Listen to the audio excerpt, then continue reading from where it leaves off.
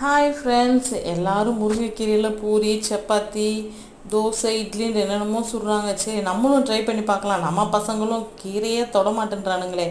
சரி, நம்ம ஒரு வாட்டி ட்ரை பண்ணி பார்க்கலான்ட்டு மிக்ஸி ஜாரில் கீரையை நல்லா முருங்கைக்கீரையை அலசி போட்டுட்டு காஞ்ச மிளகா 2, பூண்டு, உப்பு போட்டு நல்லா மிக்சியில் வலுவலுன்னு அரைச்சிக்கிட்டு நம்ம எப்பயும் போல் வீட்டில் ஆட்டி வச்சுருப்போம் இல்லையா தோசை மாவு, அதில் போட்டு மிக்ஸ் பண்ணிக்கோங்க.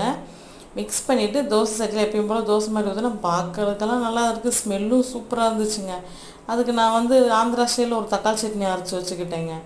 அரைச்சி வச்சுட்டு சுட்டு சாப்பிட்டா என்னம்மா தோசை பச்சை கலரில் இருக்குது அப்படின்ட்டானுங்க. 2 பேருமே சொல்லிட்டானுங்க, இல்லை சாப்பிட்டு பாருங்கடா, அது பாசிப்பயிறு தோசைடா, அப்படி கீரைன்னா தொடமாட்டானுங்களே, பாசிப்பருப்பு தோசைடா அப்படின்னு சொல்லி சாப்பிட்டானுங்க. 2 எங்களுக்கு இந்த பச்சை கலர் தோசை வேணால் வெள்ளை கலர் தோசை கொண்டாங்க, நீங்கள் 2 சாப்பிடுங்கடா, நான் மிச்சத்தை வெள்ளை கலர் தோசை எப்படியோ வம்படியாக 2 தோசை தின்ன விட்டாச்சுங்க.